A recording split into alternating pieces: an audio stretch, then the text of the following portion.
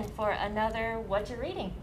All right, can I start? Yeah, Yes. go ahead. Go for it. Okay, so I actually read a lot of books this month, and I did not love many of them. So I'm only going to talk about a few of them, and I think I'll start with Ray Bearer because I see Ashley also read the same book. She actually read it first and then said, "You have to check this one out," and it was really good. Mm-hmm. It's like so it's labeled as fantasy, and it's kind of hard to describe because it is totally out there. Everything is new. It's a whole new world, Yes, it's new very unique. mythology, new magical system. So I think it's based on like West African. West African, yeah. West African geography and location, culture, right. The main character is Tarasai, the Empire of Eretzar. So that was a little challenging for me in the beginning. It was like all this new vocabulary, Yes. lots of characters, but the author does such a great job of the world building is really good. And basically, I wrote down the sentence, "What if you were sworn to protect the one you were born to destroy?" So Tarasai wants to try to become a member of the council to protect is he an emperor? I don't He's know. the next emperor. He's like the prince. Yeah, the prince. And she wants to become one of his council members to protect him, but it actually turns out she has this like hidden legacy where she was born to kill him. So she has this internal struggle Right. going on the whole time, and it's really, really good, and you're sort of on your seat wondering, is she going to be able to overcome, everything? And God, there's it's so great. many twists and turns Yeah. to this whole thing. So that was awesome. That was Ray Bearer by Jordan Ifueko. I think it's Ifweko. Ifueko. That's how I read it. That sounds right. Yes. And I think that was her first book. Yeah, she's. I just read her blog a few days ago because I want the second book, and she's actually saying she's struggling while writing the second book because she wants it to live up to the first one. And I'm just like, honey, I don't care. Push through it. I gotta read it. I just Yeah. want You to have people who piggyback want on this. that really We quickly. don't mind. It seems like it's going to be a duology, right? So there'll be one other book that comes out. Yeah. There might even be 3 with how many stories are going on in this. I love how there's just so much going on, and even in the end of this book, she weaves it all together perfectly. You weren't expecting the ending, were you? No. No, I was like, well, wait, I have to go back and listen to that again because I think I heard it wrong. Yes, and if you listen to it, the narrator is so good, and she sings. Yes. Like there's songs in there that she is actually singing, and I was really impressed. Yes, that's Jonice Addett Pratt, Good job. and she's amazing. She not does look up Legend those. Born too. That's why. So she's my new favorite. Good. All right, so I like to read according to season. So in October I will only read creepy books, and then in November I'll only read cozy mysteries and books with recipes and stuff. So I read a couple scary books last month that I wanted to talk about. This one is called These Witches Don't Burn, and it is an LGBTQ novel, and the main character is an elemental witch, and it kind of starts off in media res because she's had this big fight with her now ex-girlfriend, and so she's trying to avoid her, and you don't really know why she's trying to avoid her, but they keep referring to the thing that happened before, and so you're like, what is it? And they don't tell you at all, and it's annoying. But so she's an elemental witch, and so is her ex-girlfriend, but her best friend is not. She doesn't know that magic exists.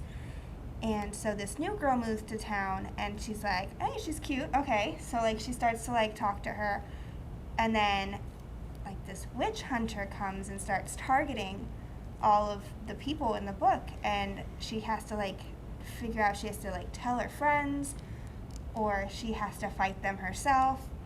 And there's elemental witches and blood witches, and it's so good. It was such a good book. I loved it. And there's a second one, but I haven't had time to read it yet because I'm still in school, so I have to do a lot of reading for school. But it was so good. Very interesting. Yeah, it was really good. All right. The first one I'm going to talk about is called Being Toffee by Sarah Crossan, and it takes place in England. And what's interesting about this one, it's told completely in free-form poetry. So it's whatever is happening. So one's titled Alarm Bell, The System, 2 hours later, Good Girl during the commercial break. but it is a heartbreakingly raw, slightly depressing book that I love. It's about a girl who has an emotionally, psychologically, and physically abusive father, and so she ends up running away, and she runs into an old lady named Marla who has dementia. So it's about their burgeoning friendship, their caring for one another, and it's her finally admitting all the things that happened to her from her father and her childhood growing up. So it's one that makes you think, but I would highly recommend it. It made my heart hurt. I cried. But it's a definite read for people. So it's like, I know some people don't like to read depressing books, but there are just some things that need to be read. And so this calls attention to those who might be in a rough family situation, and that there is help out there. And I like how there's hope for something better at the end. It's not all neatly tied up in a bow. So that continues on, but it's like, it's near the ocean, and so it's like there's waves of emotion that happen throughout it. And then it's like, okay, I'm being pulled under, like, is there going to be any respite? So you're going to have to read it to find out. But I've recommended it to my mother. I've recommended it to a bunch of people. And again, this is called Being Toffee. So with the release of Stephenie Meyer's finally 12 years waited for book, Midnight Sun, which is just Twilight from Edward's perspective, I listened to the audiobook for Midnight Sun, and it really made me want to go back and actually reread the entire series. I really hope Stephenie Meyers is working on the rest of the series from Edward's perspective, because it has explained so much about what is going wrong in this book. This is a nostalgia read for teens and their parents. Obviously, we will all remember when this came out. Yes. We're like, yeah, Twilight. I hated the moon. It's my least Hated favorite. it? New Moon. I was an rough. Edward fan all the way through until Oh, we got yeah. to the movies, and I'm like, okay, was Taylor Team Lautner Jacob. is way hotter than I am in the books. The actors change your mind. We Yes, get it. but I was like, oh my gosh, it's Oh, yeah. like the Victorian gentleman. It's like, Oh, I man. like the old-fashioned stuff.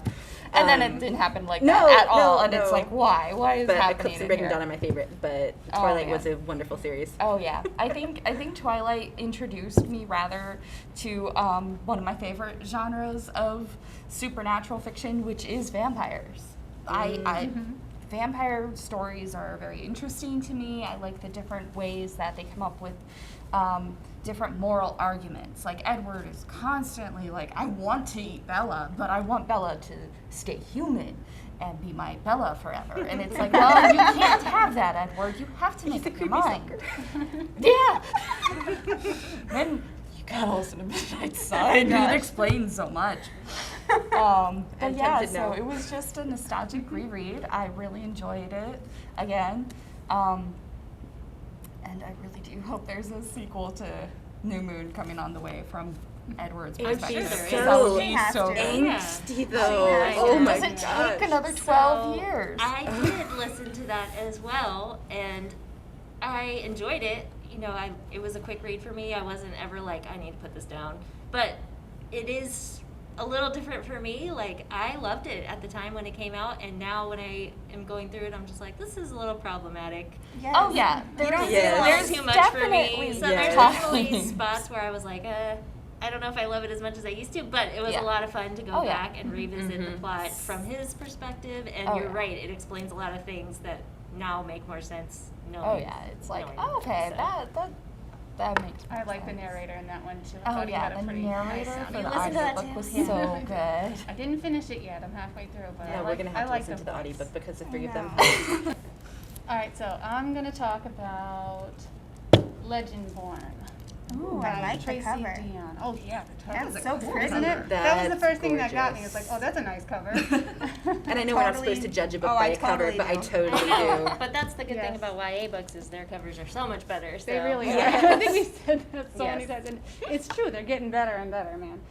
But after I started reading the description, I was like, oh wow, this is different.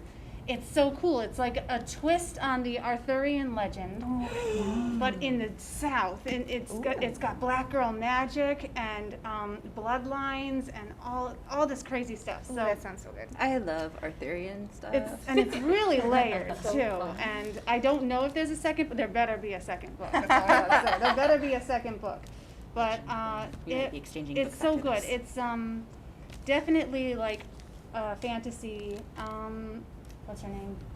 So this girl Bree loses her mother in a tragic accident, and she's just enrolling in this gifted students program at UNC Chapel Hill.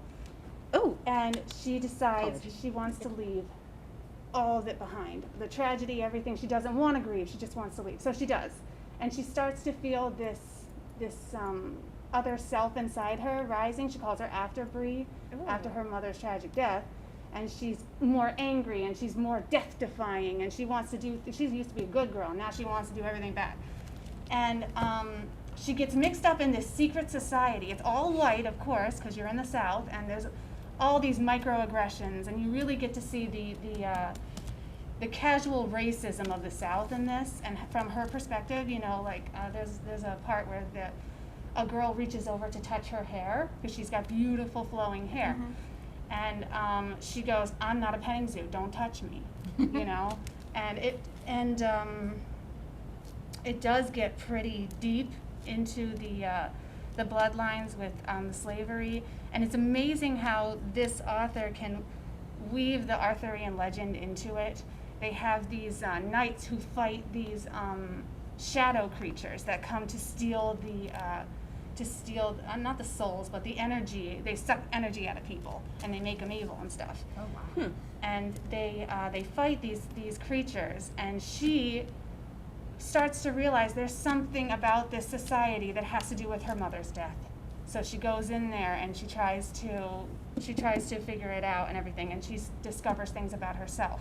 And it goes all the way back to the Arthurian legend, and it goes back to Africa during the first slaves and everything. It's really amazing how she does it, and the characters are awesome. Every single one of them, even all the supporting characters, are really fleshed out and really cool. And the audiobook is awesome.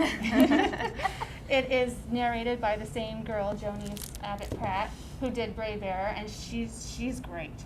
She is excellent. She can do all kinds of voices, the men, the children, the women, all of them. They're really good. And she really differentiates them. So I definitely recommend Legendborn, and yes, there better be a second book. Yes.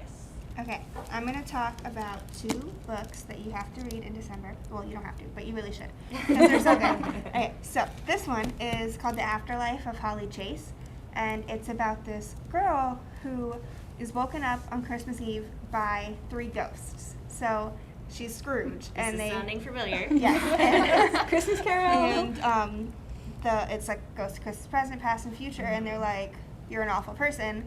You need to change your ways and stop being so selfish and spoiled." And she's like, "Who are you? I don't believe in you. Don't talk to me." So she wakes up and then she dies, just like they told her she was going to. And then after she dies, she wakes up and she is now part of Project Scrooge. So she becomes one of the ghosts. Oh, So wow. she has to go and like try to like help people not be awful like she is. And she's like, "This is like the worst existence ever. I still hate everybody. Like I'm still a terrible person, but now I'm trying to help other people not be terrible like me." So Whose bright idea she's was like, this? yeah, she's like, "This is awful." And then she meets a guy who is not a ghost. And since she works for Project Scrooge, she can talk to humans, but she's not supposed to. So like she's like, "I want to talk to this guy, but I'm dead, so I'm not supposed to." And it's so good. I love it. It's like a Christmas Carol meets like, I don't know, divas. I don't know. It's great. And so then the hormones keep going even through death. Yeah. Oh, that's fun. And then this is by Jay Osher, who is the author of 13 Reasons Why. And I actually got to meet him before he came to my high school, so Cool. he's awesome. But this is about a girl named Sierra whose family owns a Christmas tree farm. And she lives in Oregon, but every year at Christmas time they bring all their trees to California to sell them. So she kind of has like 2 lives. Like she has her life in Oregon and her life in California. and every time she goes to one of the places, she misses the other one. So while they're in California, she meets this guy, obviously, because it's always guys, and his name is Caleb, and he has like this really troubled past, and he feels like he can't be loved because of mistakes that he's made, and it's all about like forgiving yourself and like letting yourself be loved, and Christmas, because I love Christmas, and so it's so good. It sounds so uplifting. It is. Such a It's big uplifting, fun. but it's also like, because you find out like what he did in the past and why he acts the way he does, because he's like this bad boy, and it's so good. We all love the bad boys. I Oh, love yeah. Christmas. Oh, bad. The next book I'm going to share is called Dragon Song. It's volume 1 of the Harper Hall trilogy by Anne McCaffrey, who is known for her Dragons of Pern series. I love it. So this is a continuation, and I was like, oh, it sounds interesting, so I'll pick it up. I didn't realize it was YA at all. And I liked it so much. This is my own copy that I bought. I also bought volumes 2 and 3. I have 3. 2 should arrive today. Super excited about that. But in Harper Hall, to be a bard, for lack of a better word, to share the stories, it's all oral tradition. Not many things are written down. It's a male-dominated field. So when their Harper dies, she's the stand-in, but her family doesn't want her to do anything with music. And so things happen, so it's kind of like, it's a patriarchal society, and she can't do the music which she loves. So it's a story about her, Melanie. Menolly, thank you, Menolly. I read it when I was Melanie. little because I thought her name was Melanie because I didn't know how to like read it right. So I was like, she's me. I say it right like 98% of the time, and then it's like, it happens now, I mispronounce her name. So she ends up running away due to a situation, and she seeks refuge in a cave, and she comes across these dragonettes. So in the beginning of the Pern series, you know that creatures were messed with their DNA to become what we know as dragons, to fight off the thread so that their world is protected. So to have more dragons, there's something to do with the little dragonettes, and so they actually start singing along with her, and then it's this whole entire journey, and it's like, I want more. So again, I highly recommend it. I think we have book 1 as a book in the system. Book 2 is a audio book on Hoopla, which is something that we subscribe to. I'm not sure about book 3, but I highly recommend it. It's a great, quick fantasy read. So the last author we're going to talk about is Rainbow Rowell. This past week, I just finished reading her book, Fangirl. I read the novel, but we just received the graphic novel version. So One that's of awesome. 4, but this one came out this year, so we're going to have to wait more than what we want to. But it's beautiful, and I liked it so much that I checked out Fangirl. It's on my shelf at home, actually. If you've read Fangirl by Rainbow Rowell, then the next title of this book she just published a couple That's the couple first years one, ago. That's the right? first one. Yeah, and That's the second first one. Oh, okay. Yeah, there's a second Well one. then, the title of this book is going to be very familiar from her book Fangirl. It's the title of the fan fiction she writes called Carry On. This is actually the Simon and Baz story that she writes in Fangirl, which is so cool to see an author be like, hey, remember that fan fiction? Here's that fan fiction. You can have it now. It makes me wonder if there's going to be 8 books, because in Fangirl, she's like, there are 8 volumes of, their story. And I'm like, but I know there's only 2 books right now. No. Is more coming? I haven't read it. It's so obvious and very clear to me that it's just Harry Potter fan fiction. It is. And I am all on board for that. Yeah, me too. Simon and Baz, like, what a great name for characters. Yeah. It was awesome. They're But- great. Yes. But I like the plot of Cather and her sister, who are identical twins at birth, splitting off at college, wanting Cather's sister, Ren, Yeah, wants to Ren. live her own life. Because Catherine and... But yep. Cather doesn't. You know, Cather's used to her life at home with her dad, her sister, and that's it. So Cather's having a tough time adjusting to college life. Her dad's having a tough time with an empty nest. His 2 beautiful teenage daughters are now in college, and he's alone. He suffers from an unmentioned or undiagnosed mental illness. Cather's mom left when they were very young, and she actually left the week of September 11th, 2001. Cather likes to exaggerate and say her mom left on September 11th to make the day feel worse, but it was the week of. And so, like, dealing with the emotions and everything that's just kind of growing in her while she's away from her home, her family. She's not talking with her sister. They're fighting because her sister wants to know their mom now. She doesn't. And then they're complete opposites that way too, because she's focusing on her studies and writing, Yep. and Ren is all about the partying and She's a party drinking girl. and being the wild girl. Yep. There's a scene later on in the book even where we see the accumulation of their time spent apart as they come back together and realize, like, we're sisters, we have to stick together, which I thought was a very sweet and touching thing. Obviously, like, just going through the transition in your life from being like, I'm a teenager, I'm in high school, mom and dad will always be there and take care of me, to you're gonna live in a dorm with a stranger. Bye. I sympathize with her so much because I've always been kind of like a loner. Like, I had my close friends, but then again, you're in a dorm, you're starting classes, you know no one, you have new roommates. So it's like, you walk into the dining hall, okay, what do I do? I'm like, oh my gosh, I was there. I was right with you. So it's like, I understand you. So I really connected to that, and that's like, oh my gosh, I have to read the book now. Oh yeah, I seriously connected with the situation that happens between Cather and another character named Nick, who's in her fiction writing class.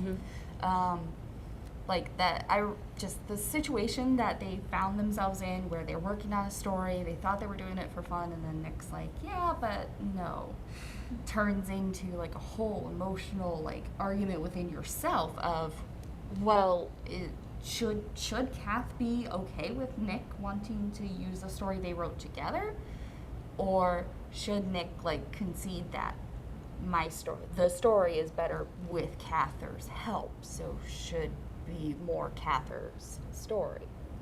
It's a very interesting situation that just happened in the book that really spoke to me. I was like, oh wow, that seems very familiar. And Rowell also wrote this awesome graphic novel called It's so cute. It's really cute. And perfect for November. October and November because everything I read is seasonal. Is a graphic novel that she wrote, and what are the names of the main characters? Deja. Okay, so it's about Deja and Josie, and they are seniors, Josiah, and they've but always yeah. worked. Josiah, is But it? she calls him Josie. Okay, it says Josie on the back. Okay. But Sorry. I love this picture right here. It's like they work at like this pumpkin festival, and like I want to go here so bad because like there's like a corn maze, and like it's just so cute. There's like a s'mores pit where they roast s'mores. So Josiah likes this other girl that works at the Fudge. what? The Fed shop. Yeah, she works at the Fed shop, and he's had a crush on her like the entire time that they've worked there. And Deja's like, go do something about it. Like, don't just sit there. This is our last day. We're about to go to college. Go meet her. So like he goes to find her, and like it's the kind of thing where like every single time you think something good's happening, it goes wrong.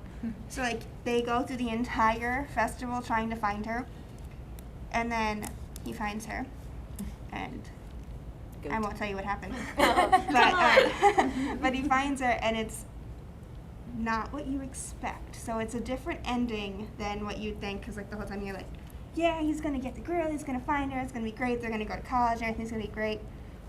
But plot twists. So I love it. It's very good, and the drawing is so pretty. Oh, it's Like it's I really love pretty. the drawings. They're so That's good. such a nice style. So pretty. All right, and then the other graphic novel I have is Dancing at the Pity Party, a dead mom graphic memoir by Tyler Fetter.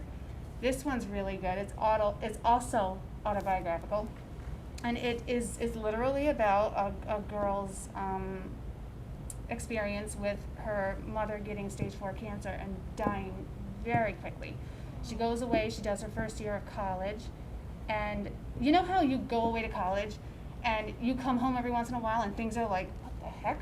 That wasn't there. Mm-hmm. And this person wasn't here. Who's this living in my room kind of thing? Or that's how it was for her. She knew about it, but she was so separate from it that every time she saw her mother and she saw her get worse and get sicker, it was like it was all over again. It was a The drastic shock all over. change. Yeah. Mhm. And it's beautiful how she does this because she gives you a character to grieve with. And that's basically that was her goal too. She wanted it to be a book from someone who really gets the grief. And it brought me back to my college days when I lost my grandmother, who I was very close with. And how I knew she was sick. I knew things were happening, but, I didn't video chat back then, and I didn't really see her all that often. And when I did see her, she got worse and worse, and it was that shock all over again. And she also deals with it with humor, too. She makes jokes, and she really brings on the inevitability, I guess, of moving on. Life goes on. You keep living, but you carry that person in your heart. And there are going to be times where you say, oh my God, I got to tell my mom about that. And you go to pick up the phone and, So, and there's other times where she's just like, yeah, I know that's you. You did this. You put this obstacle in front of me. There's a reason, I'm sure, but you're not going to tell me. So, it was really good. I laughed and I cried through the whole thing, and it was good. So. Okay, A Deadly Education by Naomi Novik. Oh, I like it. Yes, it's a adult fantasy novel, but I think it's totally fine for older teens. I didn't see anything in there that would be objectionable, so I think it's okay. It's it kind of reminded me, we were talking about Harry Potter a little bit, and it's sort of like that again. You can see Harry Potter's influence in all the new literature coming out, right? So this is a school of magic, and our main character's name is Elle, and she knows that she has this dark power, and so she's kind of a loner because her power could kill everyone. So she's kind of like protecting everyone, but they don't know that. Everyone else just sees her as being this loner, and then like the most popular boy in school decides he likes her, and their relationship is really funny because she's super prickly and sarcastic, and it's told from her point of view, like you're in her mind, and so the whole thing is pretty irreverent and funny. And she's prickly towards him the whole time, and meanwhile he's just sweet the whole time. He does nothing to be like, oh, he turned out to be a jerk. No, he was awesome the whole time. And it's just like the lessons that they learn in school are super dangerous. There's dangerous creatures that actually could kill them, so half the book is really just about surviving school, like literally surviving, and not just worrying about your grades and stuff. So it's really funny, and I thought it was a quick read. I liked it. And then my last one is Dune.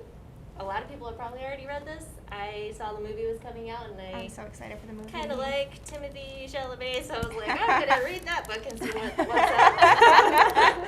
What you doing, I'm out of Timothy? the loop. I didn't know there was a movie. Yeah. There is. It's coming out soon. It's going to be so good. Yeah, and Did I actually read the so book? all the copies of the book in the library system are checked out probably because of that. I am on hold. So There's the so many audiobook's books in available that if you want it, series. and it's on Cloud Library, which is how I listened. So basically, Paul Atreides is the main character, and you're with him as he grows up, and he's trying to avenge some traitorous activity that befell his family. And it's set in the future, but there's no technology, so it's pretty different. But I thought it was great, and it's one of like the founding science fiction. Mm-hmm. I read it Novels. in middle school. Yeah, I read like so the first it's been 3 around a of the long series. time, and you can kind of, if you're into science fiction at all, you can see the roots of how science fiction was born. Yeah. So it was great. Awesome. And that was it. My first one it's book 1 of the series, so I'm super excited. It's called Lightfall, The Girl and the Galdurian. It's one of our new juvenile graphic novels. That looks cute. It looks It is adorable. amazing, and it's endorsed by Kazu Kibuishi, who is the author of the Amulet series, who is working on the 9th and final book for any of you guys that are Alright. doing that. I know people I are follow waiting him for on that. Twitter, and he's working through the manuscript. It's super thick because it's like the first draft and everything. But this is a fun, light fantasy graphic novel. It's beautiful. The main character's name is Bea, B-E-A, and she is the adopted daughter to a forgetful pig wizard, P-I-G, a pig wizard. I love it. And they are the guardians of the endless flame. So it's this cute little flame in a glass jar that she always keeps on her at a time because sunlight is scarce. So as we have the sun in the sky, you will find out. So B meets Cad, a Galdurian, who is this tall character on the front. He looks like a anthropomorphized. Thank you. Anthropomorphized axolotl, I love axolotls. which is the underwater salamander with the webs. So he has the little fins on the side. And he is a Galdurian, who's a race that is thought to be extinct. So he fell asleep in a cave. He woke up 500 years later.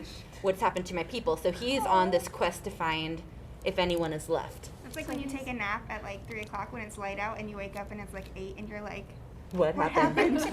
So he's like, I'm looking for a wizard to translate the scroll that might be a key to where my people are.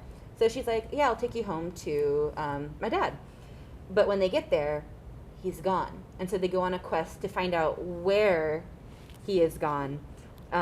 There's beauty, there's danger, thievery. It's an epic adventure. It has a little bit of like a D&D twist to it. The action scenes are very, very good. And pay attention to all mentions to light and flame. It's very important. And then it leaves you on this cliffhanger, and you're like, I want more. But it was published this year, which means it's going to be a long time in coming. That's something a theme with your books. But, I mean, the artwork and, like, the environment, all the creatures, it's beautiful. It reminds me of check it out next. Yes. All I was that just about art. to say, it's like Totoro, Spirited Away. Yes, it has that Studio Ghibli feel to it. so cute. It's beautiful. I tore through it. I love it. And then my last one is Volume 1. a pile. It's Spy Family. It's one of our new YA mangas. It's by Tatsuya Endo. There are 2 volumes out right now. We have Volume 1. And he's a master spy. His name is Twilight. We do not know his real name. But he's having to go undercover. But for his undercover, he has to have a family, a wife and a child. So he is the most amazing spy ever. And his wife, because she has her own story happening too. So it's this loner of a girl, and she is a deadly assassin. And the little girl that he adopts from an orphanage is an empath and a telepath, so she can read his mind. So she's trying to be, the best daughter ever, because she's like, you're a spy, you are so awesome. So it has the typical manga anime feel to it, where she's like, I will be the best daughter ever, and it's just so quirky, and it's like, I can't wait for the second one, because they're all trying to work together. No one knows that she's an assassin. No one knows that he is a spy. He thinks he's like super secret, but the girl knows everyone and everything, and she's like, you're going to be the best mom and dad ever. I love it. It is so cute. Because Banned Books Week was earlier in October, I had to read my favorite book of all time, which is Fahrenheit 451 by Ray Bradbury. And I actually have a funny story about this. In high school and middle school, we were never assigned to read this book. And I was extremely curious. I can say the word curious. The night of my AP English comprehension exam, I went to my public library, which was Sarasota County, and I checked out like a bunch of books to study and all this stuff. And there was a graphic novel version of Fahrenheit 451 sitting on the shelf. And I'm like, I always want to read that. So I grabbed it. I got all my studying done. I did study. I got a good grade on my exam. But I read that graphic novel that night because I'm like, I have to. I want to know what this is like. It was the most profound, Blew your mind. it blew my mind. It changed my mind on how I receive and perceive how books help shape our world, how all of us just being responsible for our own knowledge and learning and contributing that knowledge into the world can help make the world a bigger, better place. The first long essay on that exam was about Fahrenheit 451. Wow. Hey. So I aced that exam. That's awesome. That all Read worked books out. that you're not normally told to read because So- you never know what you're going to learn. I've actually not read that one. One of my friends has, but there was an edition. There was an edition of that book that came out. That the Yeah. pages were black, and Oh, the only yes. way that you could read it was by reading by match or by a lighter, and then you could read Yeah. the page. Yeah. It was such a fire. They made a That's special so version. I'm like, that is No, cool, no, no. but I would be terrified. That is the coolest. I accidentally burned this book about burning books. That is the coolest version. But there isn't. An artist actually made another special edition version of this, and I think Neil Gaiman owns that version, Ooh, which Neil makes me Gaiman. want it all the more. Where it's actually made with a match built into the spine, and the spine is a strike box. So if ever you felt the need to, you could burn your own copy of the book. Your own copy. Whoa. Please don't burn library books. We love We them frown very upon that. dearly. We'd like to have them back. Otherwise, you're going to buy us a new copy. Sorry. All right, well, we won't do this one. This one is a really good one, though. Save it Okay. for next month. Do it next time. Do it next one? Yep. Yeah. Next one. Okay. All right.